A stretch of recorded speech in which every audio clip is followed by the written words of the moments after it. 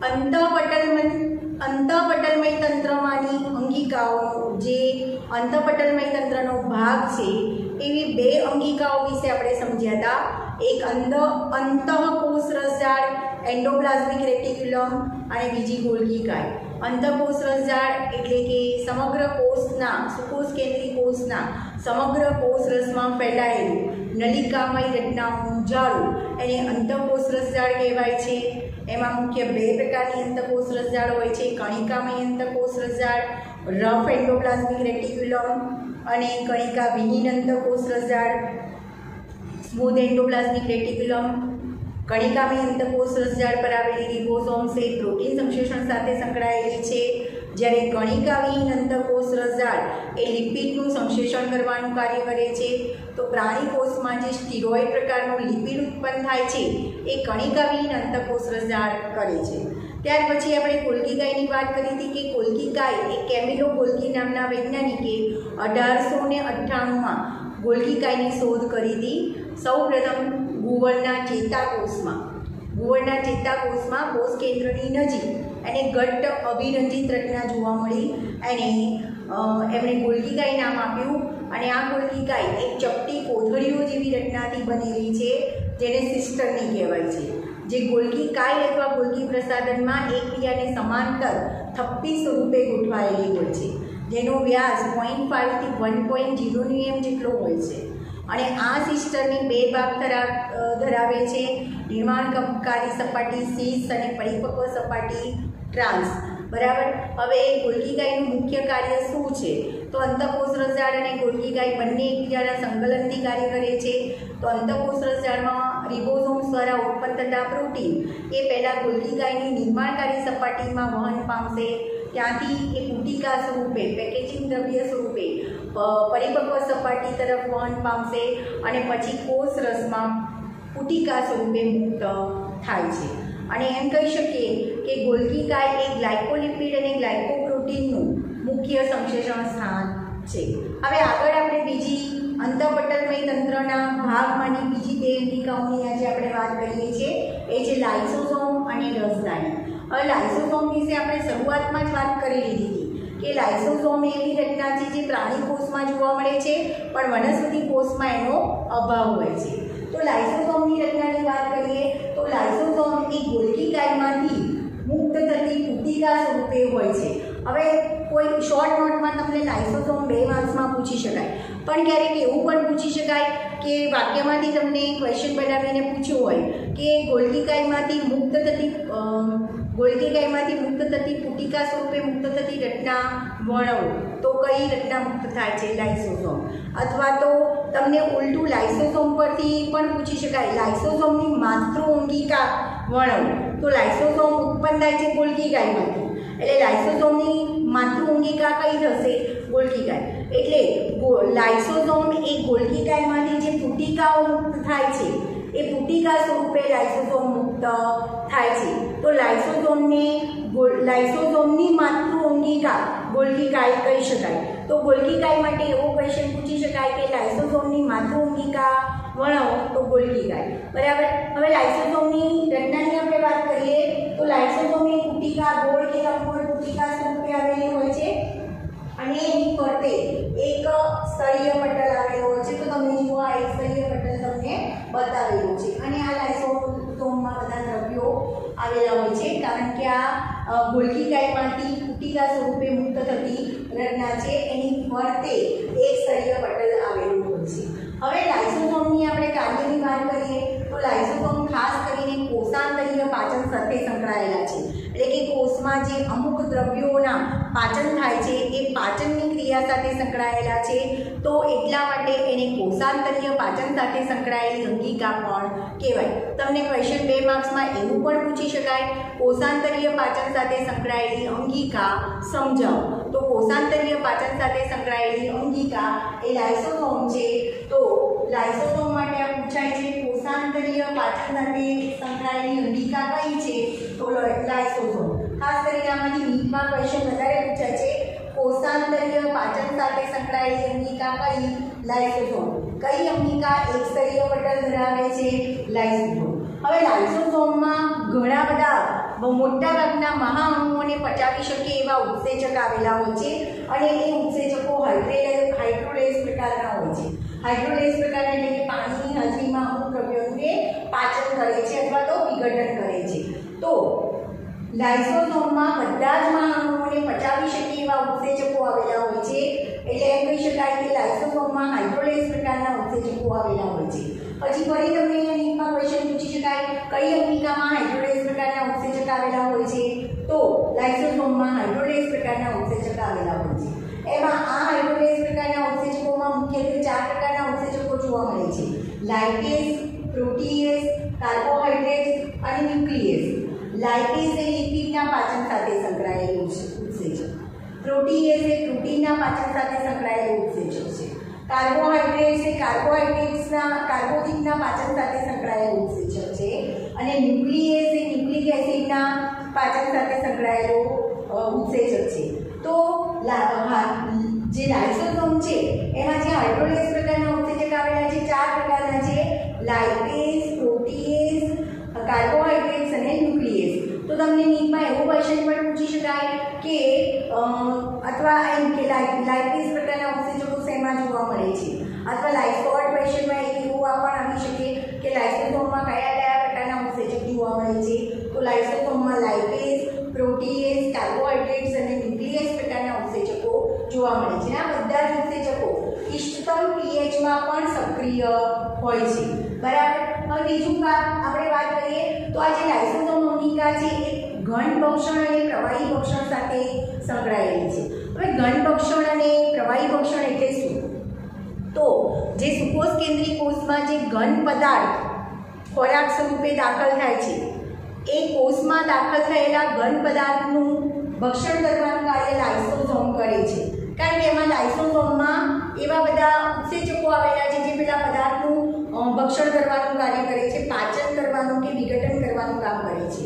એટલે લાઇસોસોમ એ ઘન ભક્ષણ સાથે પણ સંકળાયેલી છે અને પ્રવાહી ભક્ષણ સાથે પણ સંકળાયેલી છે, કારણ કે ઘન અને કોષમાં દાખલ થતા બધા ઘન પદાર્થ અને પ્રવાહી પદાર્થોનું ભક્ષણ કરવાનું કાર્ય કરે છે। જો ઘન પદાર્થોનું પાચન કરે કે ભક્ષણ કરે તો એને ઘન ભક્ષણ કહેવાય અને કોષમાં દાખલ થતા પ્રવાહી પદાર્થોનું ભક્ષણ કરે તો એને પ્રવાહી ભક્ષણ કહેવાય છે। તો એવું કહી શકાય કે લાઇસોસોમ એ ઘન ભક્ષણ અને પ્રવાહી ભક્ષણ સાથે સંકળાયેલી છે, એટલે કે કોષમાં દાખલ થતા ઘન પદાર્થો અને પ્રવાહી પદાર્થોનું પાચન કે વિઘટન કરે છે। તો નીટમાં MCQમાં આવું પૂછી શકાય કે ઘન ભક્ષણ અને પ્રવાહી ભક્ષણ સાથે સંકળાયેલી અંગિકા કઈ છે? લાઇસોસોમ। બીજું એક કાર્ય એનું યાદ રાખવાનું છે કે સુકોષ કેન્દ્રીય કોષમાં અમુક જીર્ણ કોષો જે છે, સુકોષ કેન્દ્રીય કોષ સજીવોમાં જે જીર્ણ કોષો છે, જીર્ણ કોષો એટલે કયા કે જે પરિપક્વ થઈ ગયા છે, એમનું કાર્ય પૂરું થઈ ગયું છે અને નાશ થવાના આરે છે।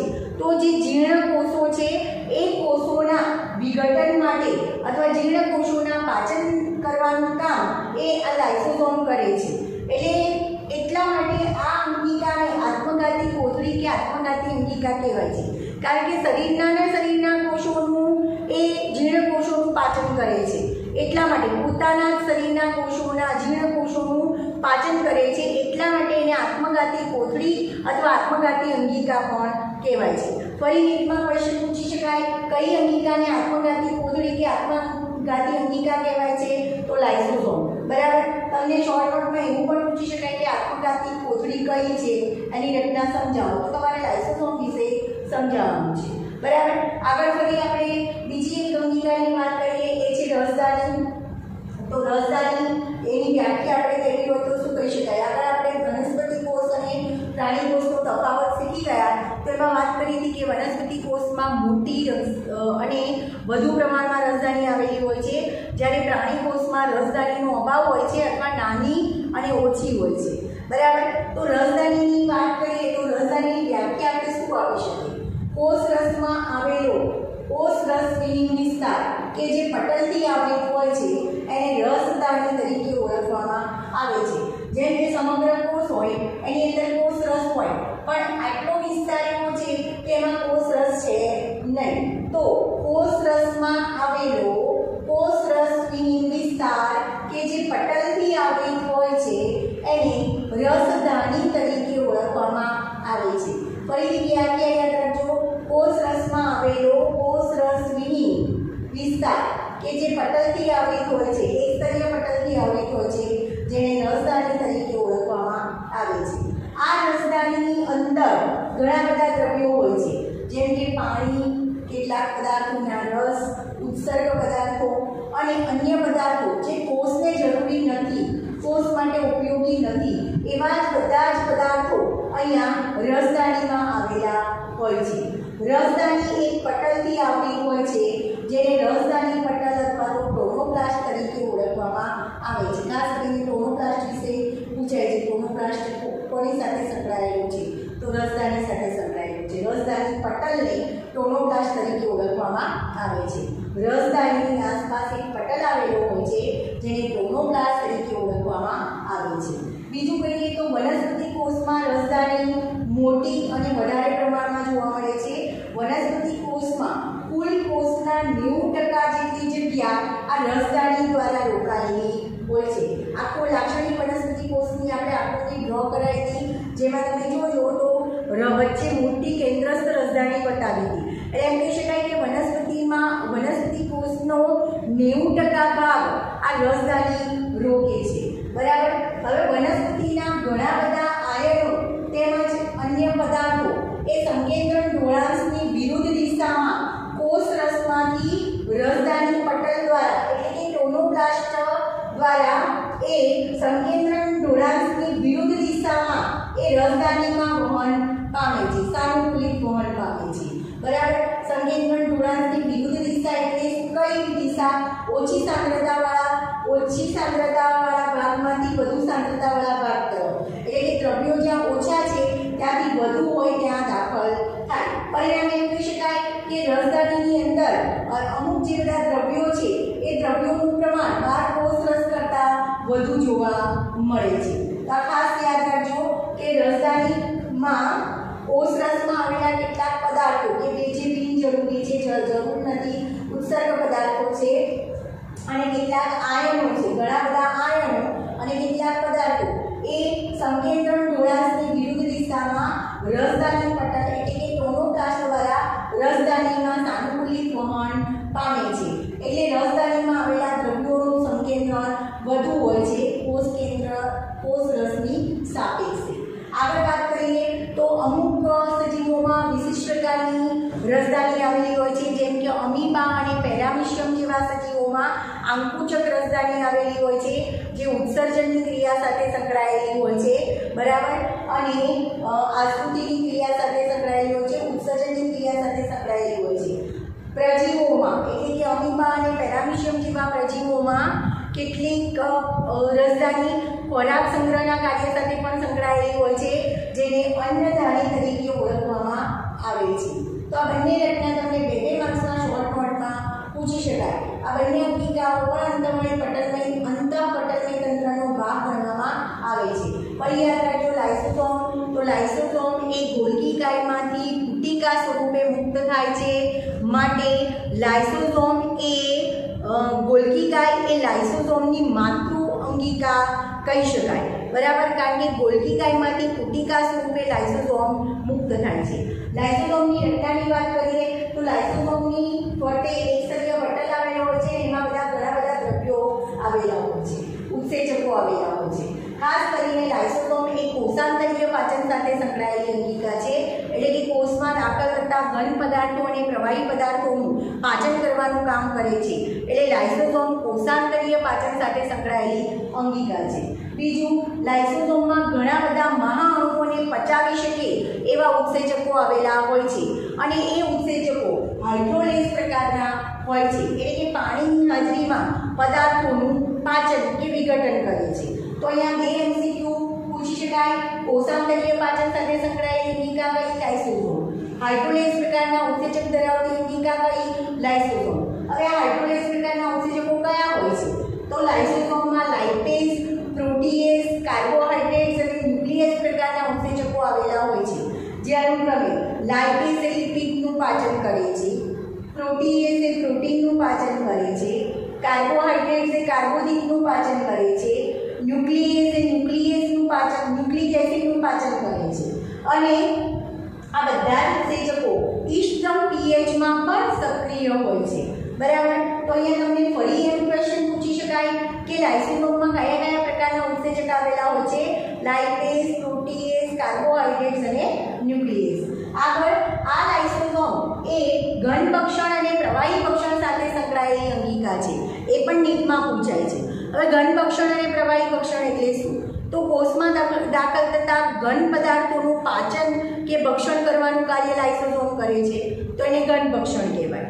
અને કોષમાં દાખલ થતા પ્રવાહી પદાર્થોનું પાચન કે ભક્ષણ કરવાનું કાર્ય પણ લાઇસોસોમ કરે છે, તો એને પ્રવાહી ભક્ષણ કહેવાય છે। તો એમ કહી શકાય કે તમને એવો ક્વેશ્ચન પૂછાય કે ઘન ભક્ષણ અને પ્રવાહી ભક્ષણ સાથે સંકળાયેલી અંગિકા કઈ? તો લાઇસોસોમ।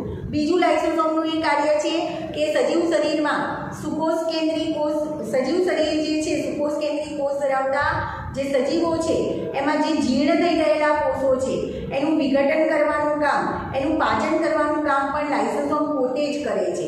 એટલે લાઇસોસોમ પોતે જ પોતાના શરીરના જીર્ણ કોષોનું વિઘટન કરે છે, માટે લાઇસોસોમને આત્મઘાતી કોથળી કે આત્મઘાતી અંગિકા તરીકે પણ ઓળખવામાં આવે છે।